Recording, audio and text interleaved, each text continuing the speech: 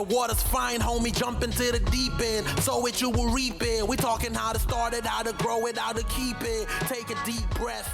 You are now rocking with Founder Secrets.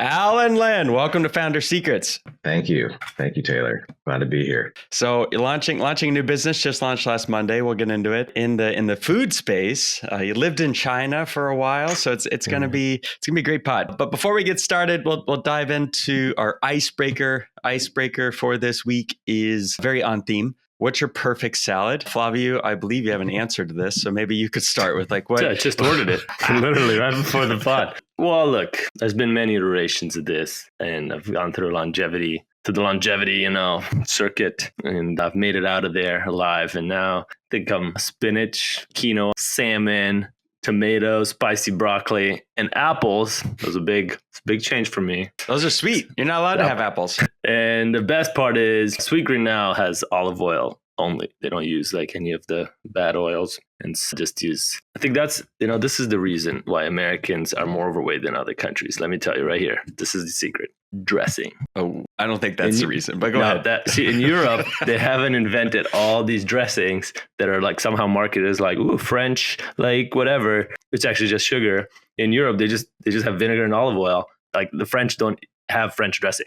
So, but in America, we have a million ways of putting sugar on a salad so that it's actually not really a healthy salad anymore. I'll get off my... But yours is healthy. Mine no.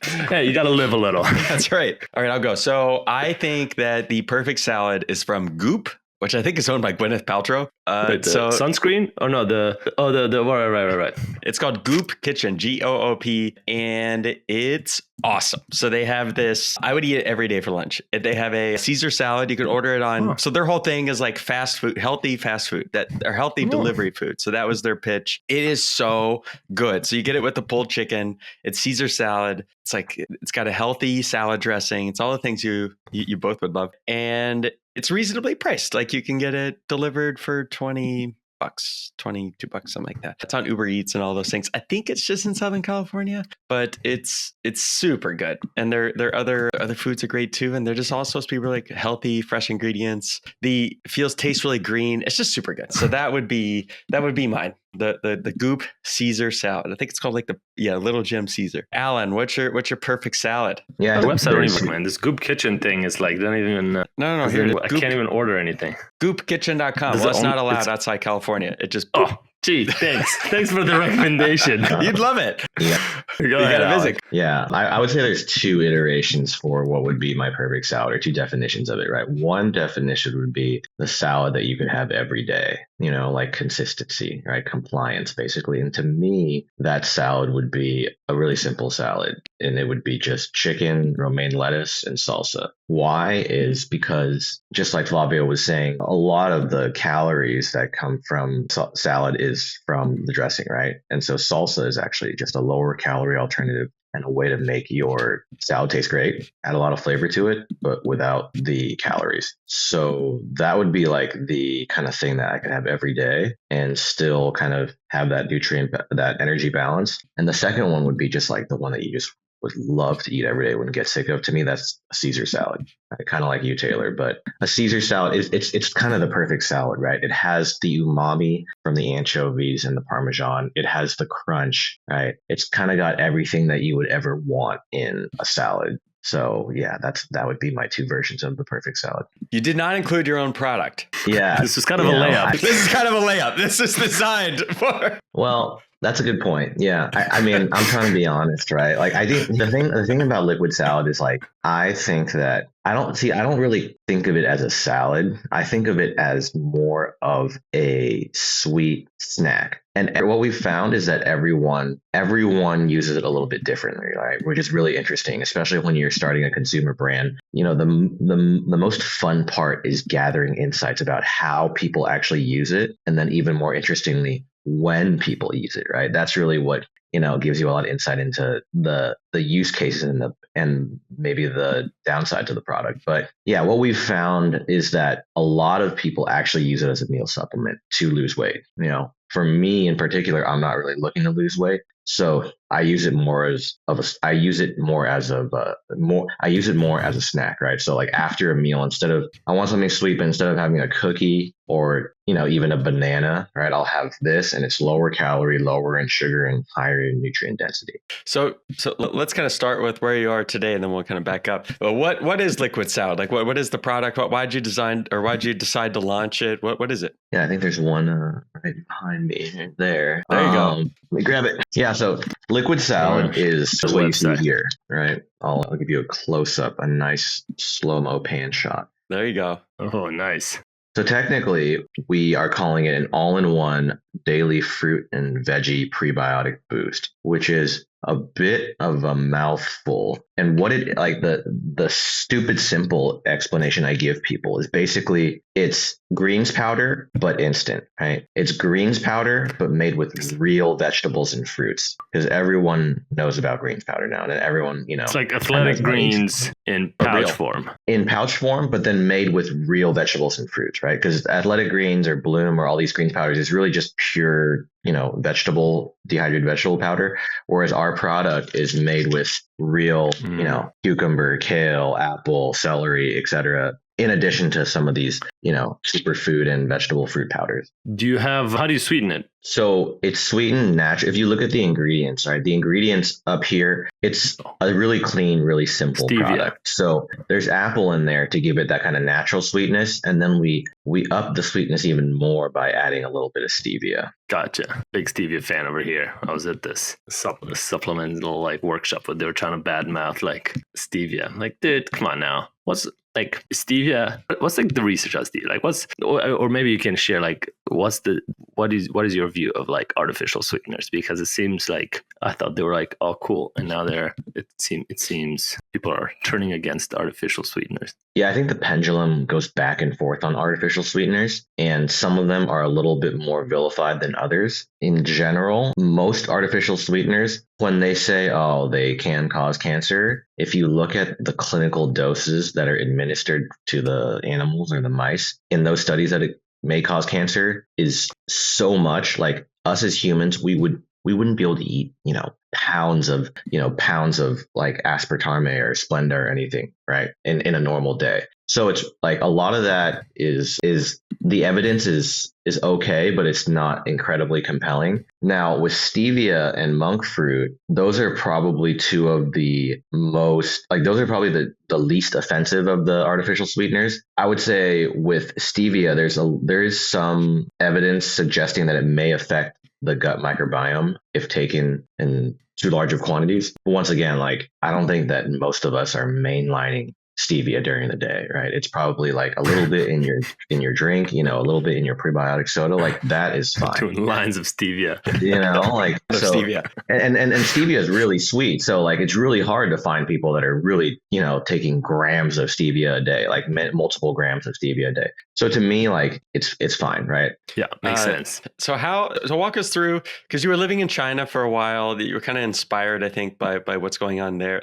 Walk us through, why'd you go to China, and then how'd you get the inspiration for the business? Yeah, so I have been in China for the past 12 years. So I graduated from college and I immediately moved to China because I studied abroad in China, and it was so fun that I had to go back. This was about 15 years ago, and this was the peak of China, right? China was booming, it was hot, and everyone wanted to be there, and it was basically champagne and cocaine for 15 years. And so I moved right in the height of that era. And so it was great. I thought they were pretty aggressive on drugs. Or don't they put you they or do using that? No, they do. But so when early days, right? If you were in China, let's say before 2010 or even before 2012 or 13, you would be on the streets in Beijing or Shanghai, and you would have African guys come up to you and sell you weed. And it'd be really? Yeah. I'm not joking. China used to be the Wild West. It used to be really fun. And they ended up cracking down on it, I would say 10 years ago. But no, it was the best time ever. You could drink on the streets. You could do it was so much fun back then. So I moved, I traveled, so I lived abroad in Beijing and studied during college there for a year. And it was so fun. I had to find a way back. So I found an internship that would fly me to Beijing. And so I immediately like got on a plane after I graduated, got to China, and ended up spending the next 12 years of my life working in the design industry, working in the experience design industry. So that was kind of like the genesis of this creative journey of me, working in design and branding. And that kind of is also why we got to this, right? Because if you look at the packaging here, we wanted to create something that was really compelling, like this doesn't really look like food. This looks like a work of art because this is actually a work of art. It's a work of liquid art.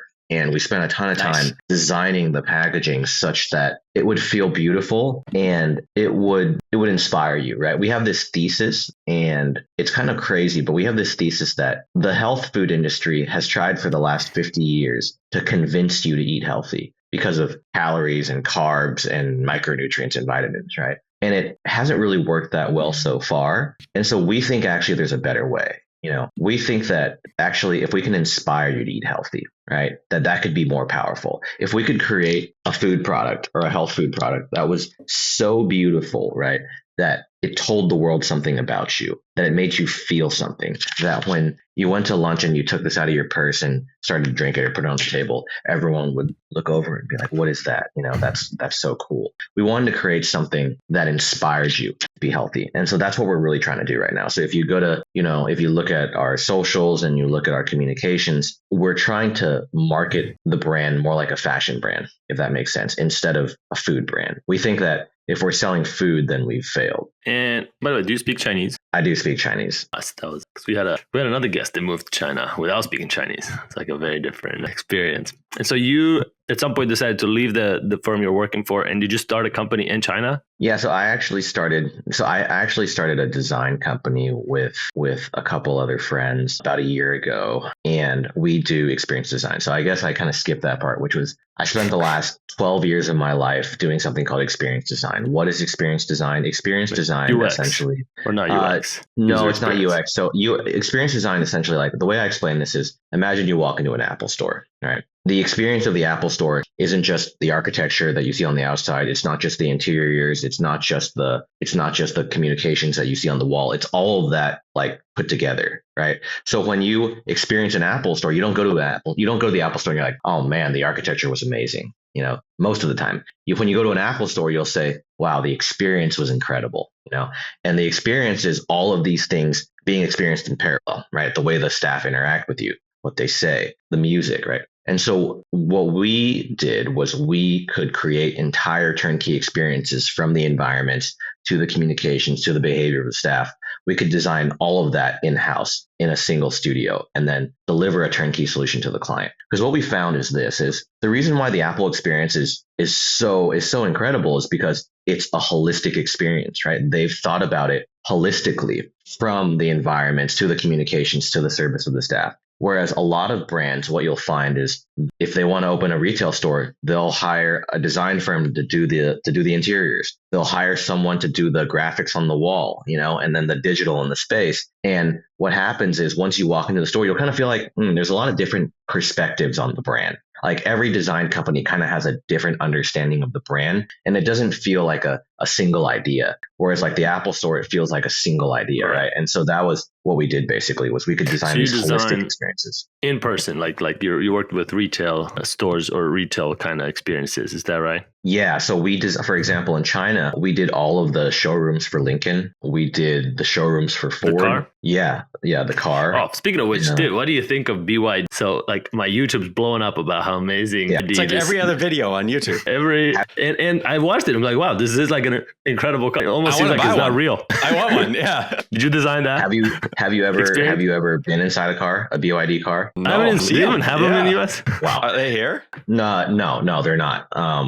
But I would recommend you go to Europe or you go to China and you sit in a BYD. Like the first time I ever experienced a BYD was in a DD, which is basically like the Uber of China, right? So we called the car, we got in, and I was like, what car is this? I've never seen a car like this before. And he was like, oh, it's a BYD car. And I was like, how much does it cost? And it cost like less than 10,000 US. And I was like, what? Like, how is that possible? And so, yeah, the car is incredible. And it's so insanely affordable that honestly, it'll blow your mind. Like it's an incredible product, you know. But the thing about the automotive industry and why I think it will be very hard for Ford and GMC and all of these American brands to compete is that the future of EV is software, right? So what you're looking at is software. The hardware is actually not that hard to do. If you really look at China and all the EV brands there, it's really the software. And from what I've experienced, Chinese automotive software is just so far ahead. Like you go into sit inside a Mercedes like electric vehicle. It's actually still just a really nice piece of hardware with a pretty shitty piece of software. Right. Sure. And that's where the future is. So I would say BYD is an incredible piece of hardware and the software is also like top tier. I would say as other brands. I don't think it's as good as a Tesla, but it's very close. It's getting very close. But for the price and the quality that you get, it's really, really hard to imagine how they could do it. Right. Does it have self-driving? You know, in China, there's like limited self-driving, and I haven't been to BYD probably in about a year, so I don't know where they're at, but it's limited self-driving. Yeah. So what's China, I guess, like today? You said that was at a peak like 15 years ago. And I mean, we're just talking about this car of the future and how cheap it is. It sounds to some people, it's like the peak is today. So but you left. So I guess I'm wondering, like, how do you feel? What's the state of that peak? Yeah, I would say economically, it's not at its peak. Like economically, the peak would be around 2019 or maybe like 2020, like right during the beginning of COVID. But technologically, China is firing on all cylinders, right? If you look at AI or EV or any of their other technologies, they're firing on all cylinders. You know, they're world class at so many things that we are not necessarily not, right? So yeah, in terms of the economy, there's probably like a 30% drawdown on just the entire economy. The property market, there's a 30% drawdown. And if you guys kind of have any insight into like Chinese people and the way they allocate their capital, I would say like 90% of Chinese families have 90% of their net worth tied up in property. So just imagine if the property market gets cut by 30%, everyone's net worth gets cut by 30%, which means everyone's much less inclined to spend, right? And when you're much less inclined to spend, the economy just cannot move forward. And so it's this vicious cycle of everyone's net worth going down, everyone being less inclined to spend. That means companies are less inclined to spend. And then it gets very hard to get out of this gap. So China right now is in this structural adjustment that the CCP is going through right now. They believe that they have a vision of China that's a little bit different than what we had all envisioned in terms of this connected, globalized, economy with China as part of it. So they're going through this transition, and if they can successfully bring their country like out of it, China will be in an incredible position. So I am actually long China, like let's say over the next 10 years. Why'd you leave? I left because this opportunity was too good. I left because, this concept of liquid salad, when basically like the idea for liquid salad came because I, as like a consultant, basically as a design consultant, I spent about 70% of my time on the road, and I can actually show you. So my luggage, I tell people, is filled with vitamins, protein powder, and bars. And then whatever space left over is filled with clothes. And I'll show you a picture. So basically, like when I travel, my luggage looks like this. Like this is what my luggage looks like when I travel. Whoa. Yeah, it's a little bit excessive. Just, you can see the... Dude, wait, what? There's like 20... What are those things? Well, I see creatine. Know what that is. Yeah, but like, what are the others? Like, what would you say are your top 5 out of there? Like if somebody's like, you can only keep 5 because this is about to burn. So this is a good question. I get asked this a lot. Top 1 is really simple. Top 1 is just fish oil, right? If I could only have one supplement, it would be high quality fish oil, because fish oil and like your fish oil and the omega-3 kind of like percentage of your red blood cells is the most important thing in the world, in terms of inflammation, in terms of brain function, right? So I would say fish oil is number 1. Number 2 would be magnesium, just because magnesium helps in terms of, it's an electrolyte, right? So it's very crucial for all of the most basic functions, also helps with sleep. Not the kind that makes you go to sleep. Not the or is it the kind like the magnesium, like Don't people take magnesium to go to sleep? Yeah, Like I mean, and that's glycine? one of the things that magnesium helps you relax, right? Helps you calm down. So I'll take three types of magnesium. I'll take magnesium L-threonate, I'll take magnesium glycinate, and I'll take magnesium citrate. And they're all just chelated forms of magnesium, which means it's easier to absorb, but they all have slightly different purposes, right? So magnesium L-threonate is one of the few magnesiums that has been shown to be able to cross the blood-brain barrier. So there's kind of these cognitive effects of magnesium L-threonate, whereas like magnesium citrate is it helps relax and helps you fall asleep, but also helps you go to the bathroom. A lot of magnesiums are kind of pro-laxative. So I take a few magnesiums basically. So that would be number 2. Number 3 would be vitamin D, just because vitamin D is so crucial for mood, for immunity. And it's a lot of times it's hard to get it, being like, people that are chronically online and working on our computers, like we probably don't get enough vitamin D most of the time. So those would be my top 3. And then like, I think that those should be the top 3 for everyone. And then if you gave me a 4 and a 5, I would say the 4th one for me would be zinc, just because, it helps with hormones and we're guys. And, if you know anything about zinc and oysters, it makes you strong like bull. So that's something that it gives you testosterone. What is it? I thought it helps me not catch a cold. Yeah, it helps with immunity. It helps with immunity, but also like helps. It kind of helps with like testosterone and hormone, right? So like it's like just think about what people that eat tons of oysters. Like oysters kind of. No one eats tons of oysters. Well, yeah, just every day, just chucking oysters. Chucking probably takes like an hour. Strong like bull. Yeah, it makes you strong like bull, and that's why it's like an aphrodisiac, right? So like zinc, and then I think the last one would be that's a good one. The last one would be like maca, because it makes you strong like maca? bull. Like bull. Is that a Chinese strong like bull?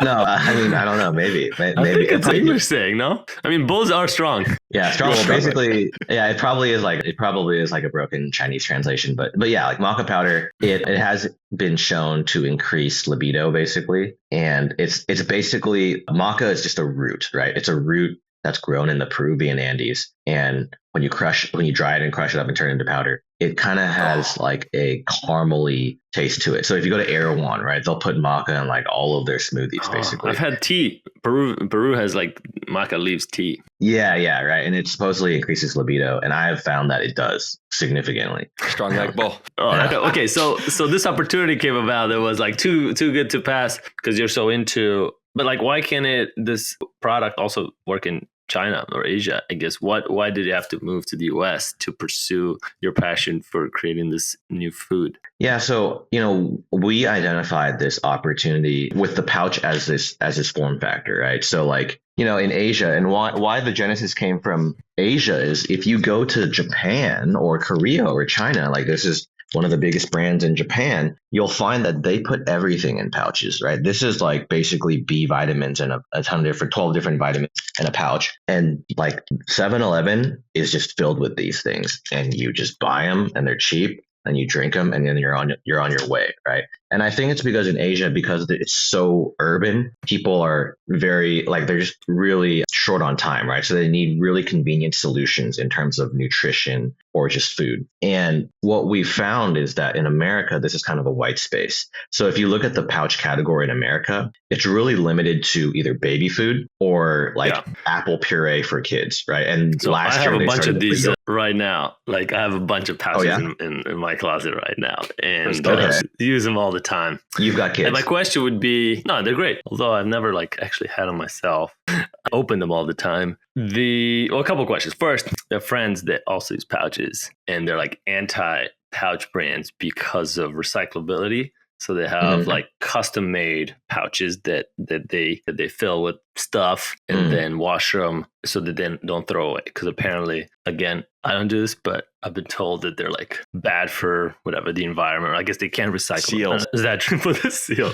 Seals. Yeah, I mean, I think with the pouch, right, it's basically like everything in life, which is it's a trade-off, So sometimes we're making a trade-off for convenience. Like what I've found with most people in life is that they really care about sustainability for the things that matter to them. And then there's certain things that they'll just convenience is more important or something else is more important, right? So, I mean, obviously if we could all drink from glass bottles and we could all package our puree in glass, glass jars and stuff like that, or just most of our food in glass, that would be great. But the reality is, I think, especially when it comes to convenience, that sometimes we do have to make that trade-off, So yeah, I think there have been people that have been exploring more sustainable options, and we've looked at that in terms of, for example, using recycled paper on the packaging. And we have looked at that, and I think it's definitely possible in the future, Yeah.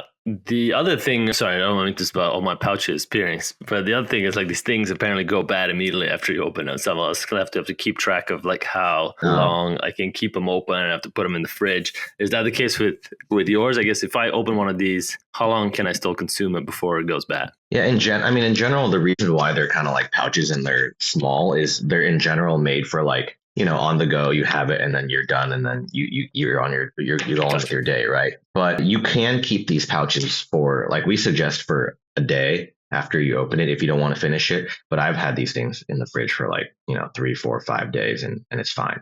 So our pouch, we actually don't have any preservatives in the product, which is pretty incredible. It's shelf stable, 0 preservatives. But how we're able to basically make it shelf stable without adding preservatives is we've pasteurized the product, and then we've added lemon juice in there. So the lemon juice keeps the acidity below the pH level below 4, and that allows the product to be shelf stable for 15 months. And so it's like this ultimate convenience, right? So one of the things like that we believe is that the world is moving towards just ever more convenience. As much as we would love to be as sustainable as possible, we also are more time poor than possible, right? We're also busier than ever. So convenience is going to be increasingly a need for people. And that's where the pouch comes in, right? That's where the liquid salad comes in. It's like, when we were talking about what's your perfect salad, my perfect salad, if I had the perfect environment and I could sit down and, be present and enjoy my food, is, what I told you, right? Like a Caesar salad. But a lot of times I don't have that choice, right? And so in that situation,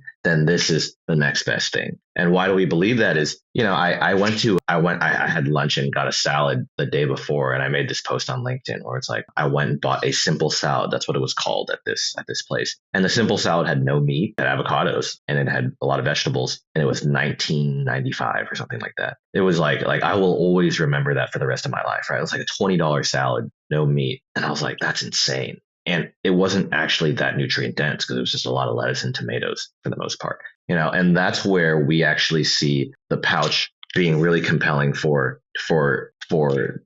people today, because for like a tenth of the price, right? Basically, you'll have much more nutrient density. We have 15 vitamins and minerals in a pouch, whereas in a salad like that, there's just not as much vitamins and not as much nutrient density. And we have 8 grams of prebiotic fiber, So basically, in terms of the return on investment of your salad, like, it's just so much more compelling to have a liquid salad. I find you a very interesting person. And the reason why is because the first time I met you at a happy hour event here in Orange County. And I think we both kind of stuck out because we weren't from here. Well, you're originally from here, but you were transferring in from the Chinese EO chapter, Beijing chapter. And you kind of talked about this idea. You talked about some of the things you're talking about right now, the pouch, and I don't have kids. And so I'm not familiar, like all of this was new to me. I'm like, okay, cool. And then you disappeared for like 4 or 5 months. You're like, bye. And then you came back and you had a product. And I thought, my God, how did you do that? Like, there are people who spend years and they don't, and like hearing you talk, you're very specific in how you talk and the things you say. And so you strike me as someone who goes very, very deep into things. Like, you just get embedded, I suspect, in it and just learn everything you can about it. But how, A, is that true? Like, do you just go super deep on things? And then B, how do you actually channel that to get things done? Because there are a lot of people who are obsessed with learning things, but they can't actually do anything, right? They can't actually finish or execute or get things done. And you strike me as a person who's kind of in the middle where you can learn a lot of things, but so the thought side, but also you're able to actually channel that energy into getting things done. Is that true? Yeah, I do get really obsessive about things, right? And I think that most successful people, especially successful entrepreneurs, are pretty obsessive from the people that I've met, right? Like, they just find something they're interested in and they go really deep on it. So I think that I definitely have that as well. And the other thing, like, to answer your question of how, sometimes even when I look at it, I'm like, fuck, we went from idea to product in like 4.5 months. Like, how did we do that? And I think I just have a pretty good understanding of who I am. Like, I would say actually, I am like a 7 in terms of productivity. Like, I am not that productive. And so I know that. And the only way I can make up for that is just with pure hours, right? So I have to probably spend 12 hours a day to squeeze out like the same amount of productivity that someone could get in 10 hours or 8 hours or whatever, right? So I just know myself that I just have to make it. I just have to, like, I'm not saying that's the right way, but that's my way. And basically I just have to brute force it. And that's kind of what I've done for the past, 6 months, right? Is just brute force it, basically, like spending 10, 12 hours a day on this. What I find interesting is that if you were to ask Flavio, hey, how would you rate yourself on like playing tennis? Flavio, you'd probably also say a 7, but he's like a shark and, it's like that internationally ranked. And so I think it's interesting that people who have these like tremendous skills to get things done or, talents in these ways. So where does it, so you just launched last week. What's the plan? Like to launch direct to consumer, go into retail? What's the plan from here? Yeah, so we are planning, at least for now, to go pure online in year 1. We're not in a rush to go into offline retail. Why? Is because what we found is like the liquid salad as a concept is entirely new. It doesn't exist. And so there's a significant amount of education that we have to do with the consumer. Like, I was at the local gym sampling liquid salad a couple days ago. And the initial reaction that a lot of people had was, oh, I don't know if I want to try that. They're like, I'm not sure. I'm like, you want to try liquid salad? It's great. It's like a super convenient veggie supplement. They're like, I don't know. Liquid salad, what is that? What does it taste like? And so I think that there's going to be that's the initial reaction that most people have. I'm assuming when I told you, like when you heard about liquid salad, Flavio, you're probably like, what the hell is liquid salad? I don't think I should be drinking my salad. So we have to do a lot of work in educating the consumer in that liquid salad is really just a veggie supplement, right? It's like you drink a protein shake when you don't think just add caffeine and everybody at the gym's going to take it. That's my a little bit of creatine. Put a little creatine on top. And that actually is going to be liquid energy. You know what I mean? There So you that'll go. be one of the next products, right? Like, the idea is really to own liquid. Like, this kind of liquid pouch as a concept. The idea is to own that because no one's really doing this. And then from there, we can do liquid energy. We could do liquid detox. I would take one at the gym if it had like caffeine and some nutrients. I'd be like, this is healthier than a Zoe or Celsius or whatever, they have over there, Yeah, for sure, right? And it's made with real food, right? It's made with real vegetables and fruit. That's where we see the opportunity, is because 90% of Americans, or 9 out of 10 Americans, don't get enough vegetables, fruit, and fiber per the USDA. Like, that's just a fact. So if you could get more vegetables. What do you think of super gut, by the way? I have to ask you. Do you know What's super gut? It's this thing that also kind of vouches having probiotics in it. It's started by this guy, David Friedberg. Anyway, I've tried it for a little bit. But yeah, no. So I did have one question. Sorry, the agency side. Do you still run? So you do run 2 businesses right now. Do you still run kind of design company and this one at the same time? So like, not only are you like supposedly not productive running this thing, building this thing in 3 months, you're also like running another business on the other side of the globe. Yeah, I am, and I don't have a good like hack or like. Once again, I don't have a good hack or secret. It's just brute force, right? It's just like, okay, I have to do this. Now, what I do is I'm very strict about basically allocating a certain amount of time to the certain amount of businesses, right? So, because we have a nightclub in Beijing as well. So, for example, the designs company, I just have a very strict rule of I will only allocate 5 hours a week at most. And then anything over 5 hours a week, I'm just like, I'm sorry, cannot, right? So like, in terms of time allocation, I think that's probably the only kind of hack or secret that I can share is just, allocating very strict amounts of time, because right now liquid salad is the priority. We just launched. The hardest part is basically getting it off the ground and then getting people to know about it. So I just have to put my energy there. I have one more learning that maybe you could share with the audience is around the nightclub that you're a partner of in China. And you were telling me that they don't take shots like we take. They don't drink shots like the way we drink them here. They're basically like this watered down drink, right? So that they can drink a lot more, but they don't get nearly the volume of alcohol of the alcohol content that we get here. Can you kind of explain what that is or what the culture is around that? Yeah, and honestly, I think that this is kind of a tangent, but I think that like if we're playing a game of, because I know that some people like to play this game, right? Which is like, let's just come up with ideas for businesses, or at least I love that. I love that game, I could play that game all day. And to me, that's one of the ways of coming up with ideas, right? It's just going to different countries and seeing what they're doing that we're not doing here. And there are a ton of ideas like that, especially in Asia. And that's one of those ideas, right? Which is in China in 2020. So 5 years ago, they came up with this kind of new type of alcohol, and they called it the brand. The first brand to do it was called Blue Dash. And what is it? Blue Dash, is essentially, I probably can come up with a picture, but Blue Dash is this. Let me show you a picture. You might have a better idea of what it looks like. I think I found them on Instagram. Yeah. It's Really? like a blue bottle. It's like a blue. Yes. Bluedash.official on Instagram. Yeah, so this is Blue Dash, right? It's just it looks kind of like a it's bottle like of liquid vodka. IV. It looks like a that's bottle a of bottle. vodka. Oh yeah, It kind of looks like it a looks Grey like Goose almost. Ciroc. Yeah, like a Grey Goose or a Ciroc, basically. But what it is it's 12% alcohol, and it's just vodka, like natural flavors. And this one tastes like winter melon. So it's like vodka, winter melon essence, and erythritol, which, Flavio, I'm sure you're aware of. Erythritol is just it's a sugar alcohol, right? It's a non-sugar sweetener.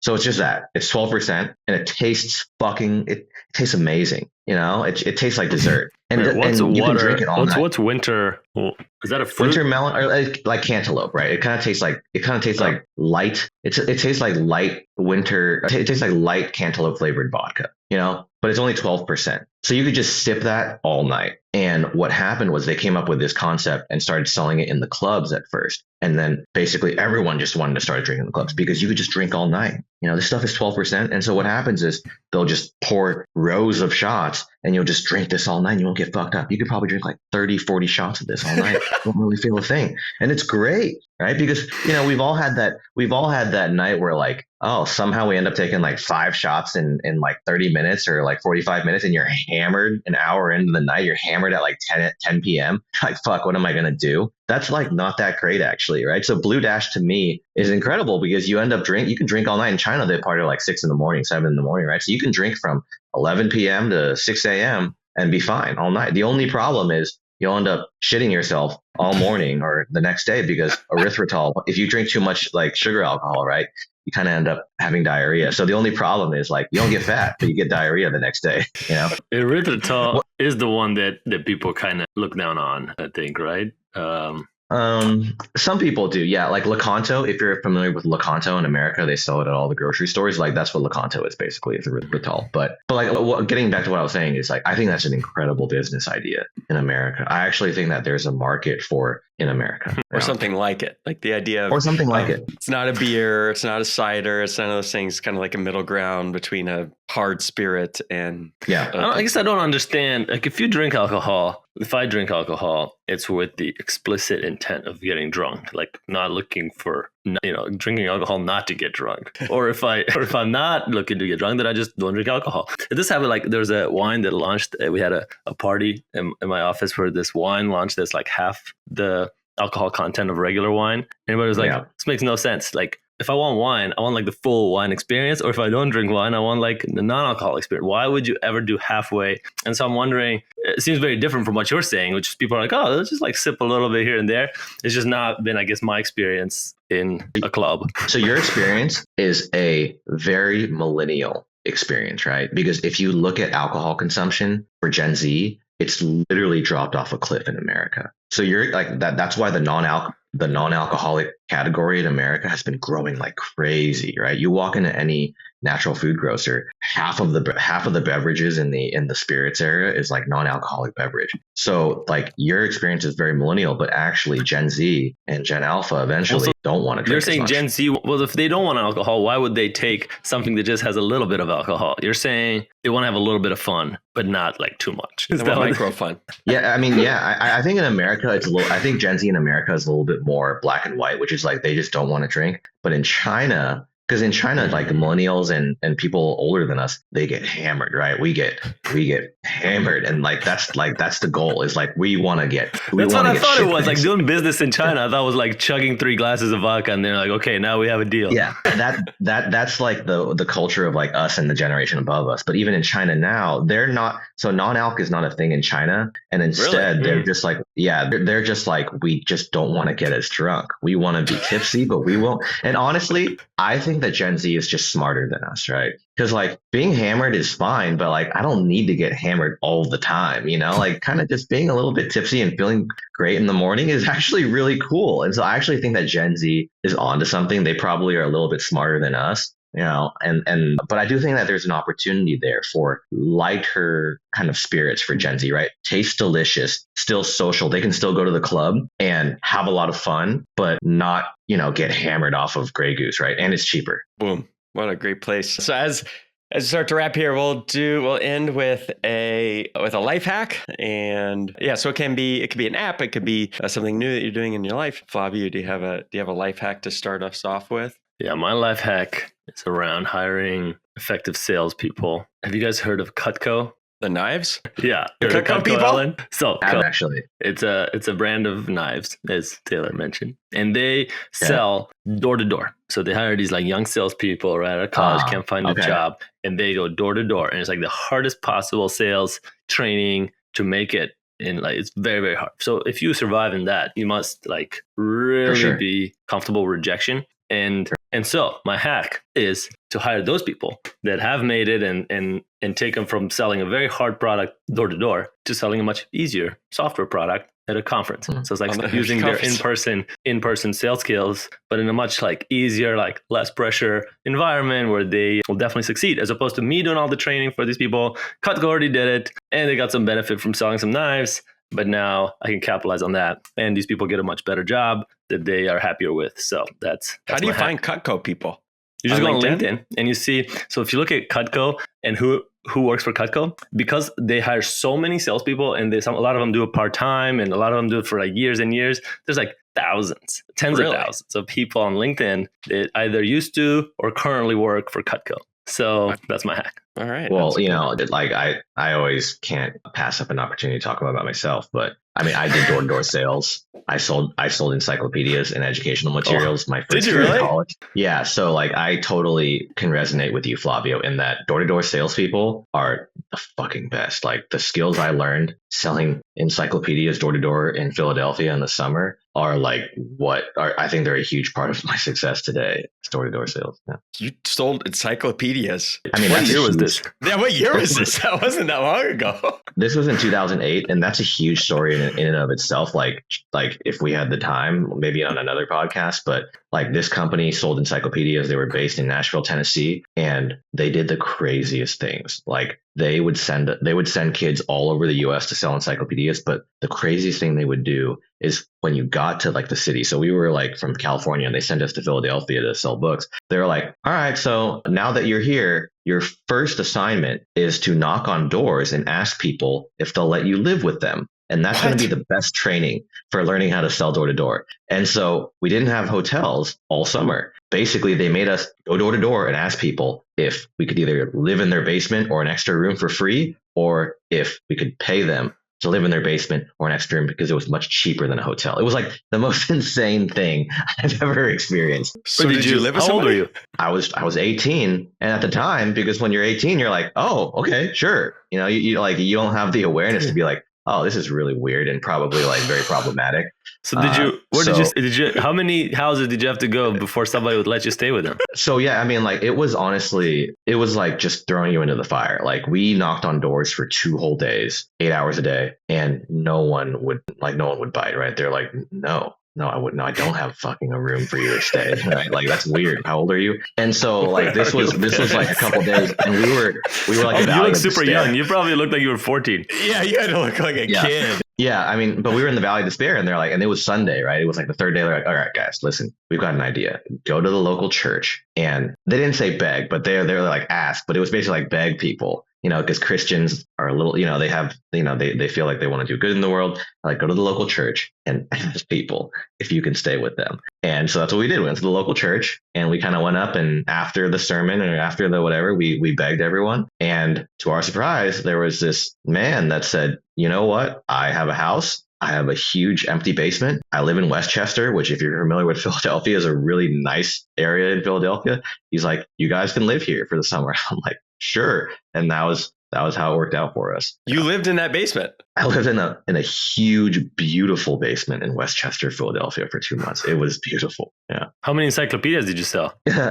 Yeah. So, for the amount of, because we would work 12 hours a day, it was honestly like slave labor. It was the worst thing in the world. Like, this company, like they would do things like they would do like kind of the craziest things. They'd be like, all right, so this week we recommend that you only live off of the sales that you make. And so it was like this weird way to force yourself to like either make sales or kind of starve. And so they were like, all right, for this week, we recommend that you only live off of the sales that you make. And, so if you only sold like couple $100 or $0 worth of food of encyclopedias, you would have to live off of like peanut butter the entire week. But like I didn't make that much money, honestly. Like it was really hard, and it was like my first kind of foray into sales. And I didn't make that. Like I think if you had divided the amount of money I made by the hours I spent, I probably made like $1 to $2 an hour.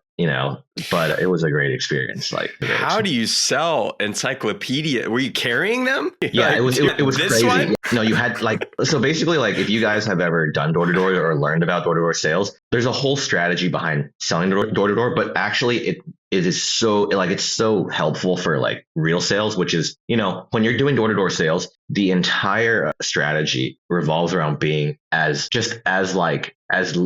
non-aggressive as possible. Because if you're showing up to someone's door, they're already really inclined to just slam the door on you, right? Because it's like you're kind of invading their space. So everything about the way you dress, like you're supposed to dress really dorky. So if you've ever seen like door salespeople, they kind of like always look like a loser, and that's on purpose, right? It's because it's really disarming. It's like they're wearing like a yellow polo shirt, like a baby blue polo shirt with cargo shorts, right? So like number one is like they tell you to like dress very kind of unassuming and dorky, and you're supposed to carry around this encyclopedia and all of the books in your bag, so you look like really tired and like kind of like very disarming and unassuming. That like people will be like, oh wow, you look so tired. Like, okay, I'll listen to what you're saying. You're like an 18-year-old, and then the other tactics is like, if you're knocking on a door, right? If you once I tell you this, you'll probably realize this the next time someone knocks. Like if you're going to knock on someone's door, you don't like knock on someone's door and just wait for them like this. You will actually turn to the side and like look and write in your notebook or something, right? Because when you do that, when someone opens the door, it's extremely disarming. Like you're not like looking straight at them. Like that's really aggressive, and someone will want to close the door on you, right? But if you're looking to the side and kind of doing something else, like they're much more willing to be like, oh, hello, like what do you need? So there's a lot of strategies, and that actually goes on to like if you've ever kind of gone into the community of picking up women or pickup artists or something like that, a lot of these strategies are very similar, right? So like, for example, if they teach you like if you want to go talk to a girl at the bar, you don't like if the girl is here and I'm here, I don't go up behind her and tap her on the shoulder and be like, hey, can I buy you a drink? Because she's going to be like, oh, whoa, that's like, no, you're in my space, right? What you do is if the girl's here, you go up next to her and you don't look at her. You look at the bar and you kind of tilt your head over like this and you be like, hey, can I buy you a drink, right? This gives her the optionality to reject you, which will actually make her more likely to talk to you. I'm still just blown away that you sold encyclopedias in 2008. Like, I'm amazed you sold any. I just hats off. 12 hours a day of just like, would you like encyclopedia? The iPhone came out in 2007. Right, the iPhone was out. Like I know, right? So we were like, I don't think the company sells encyclopedias anymore. I don't even know if they're around. If they're around, they're definitely not selling encyclopedias. What were they called? What was the company name? It's called Southwestern. If you look it up, they're called Southwestern, and they're pivoted into airlines. Oh, here it is, Southwestern Book Company. They're still around. Yeah, they're in Nashville, Tennessee, and they do a pretty big business. I think it's insane. Wow, Whoa. what a story! It's an arbitrage, right? They literally just take advantage of college students who don't know any better and are willing to work for cheap, right? And just want experience. And Sounds like, how does that make sense to fly somebody from California to Philadelphia? That alone costs 5 encyclopedias. So what I'm telling you is that's why they're so insane. Okay, just like they made us knock on doors to ask people to live with them. You know what they did? They made us drive to Tennessee to get trained, and then drive from Tennessee to Philadelphia. And you know what they did? They were like, okay, like, this is what I'm saying. It was like hazing, right? Like, it was like fraternity hazing. They were like, all right. So like all of the kids from the UCs, from like Berkeley to Davis to UCLA, we all drove together. So we would go from like Berkeley to Davis to UCLA and then to San Diego. And then from there, we'd shoot over to Nashville. And they're like, all right, guys. So you guys are going to drive a straight shot and not sleep. So someone's going to drive for 12 hours and then the other person's going to sleep. And then the other person's going to drive for 12 hours and then the driver's going to sleep. And we literally straight shotted there. And I think like, 24 hours or something, like 28 hours. It was insane. It was like this, like, honestly, I think a lot of it was extremely illegal. Yeah, this is definitely illegal. Yeah. Oh my God. That is wild. That's the story of my life, though. Yeah, that's an unbelievable story. Right? That's Extremely a great story. illegal or mildly illegal things is probably the story of my life, but that might be for another time. We're gonna have to follow up. So What's your hack? Man, my hack was smoothies. That's my hack. I've been making smoothies, and Great. yeah, it's You can put them in a pouch. Yeah, put them in a pouch, sell them door to door with my blender on my back. Maybe that's the hack. I think we've unlocked a new sales channel, actually. I think I'm still blown away by that story. Wow. Yeah. But mine was just, I've been making a lot of smoothies at home with bananas. So that's solid. That's it. Alan, do you have a hack or was door to door? I feel like you gave us the hack. Yeah, but if you have another hack. I actually have this. I have this app that I recently found out about and started using, and I think it's great. I think that it's worth trying. It's called Cal AI. It's basically an AI empowered calorie tracker. So it kind of looks like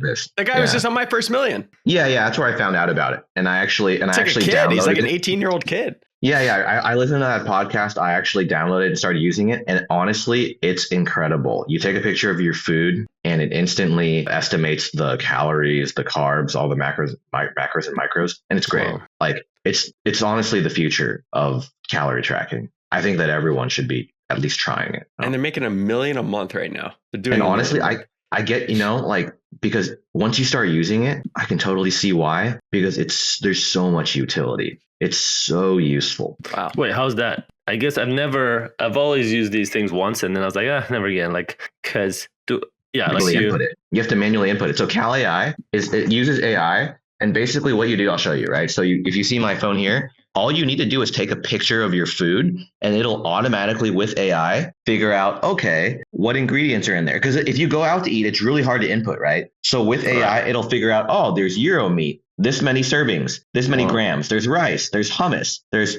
tzatziki sauce, right? Just based on one picture, they'll be able to figure that out. And because the biggest problem with inputting calories is not like if you're eating at home and you're eating like a bar. It's like if you go out to eat, it's really hard to figure out how much this steak, like how heavy this steak is, or whatever. And so this totally changes the game for that. How heavy is my steak? That's what It figures it out. Yeah. Wow, what a pod! This is an amazing pod, dude. We gotta have you on again. Yeah, you have to come back. How can people find you? You guys can find me on Instagram or TikTok. Instagram is Alan Lin 98, so ALANLIN 98. And TikTok is liquid+_Alan. So LIQUIDPLUS_Alan. And our Instagram handle is Drink Liquid Plus. And where can people buy it? You guys can buy it at drinkliquidplus.com. Perfect. Alan, been a pleasure. Thanks for coming on. Thanks, man. Thank you, fellas. Looking forward to the next time. Cheers. Thank you for rocking with the homies. Taylor, Trusty, and Flavio. Seize the day, own it. Until next time, hold it down, hold it down. Hey.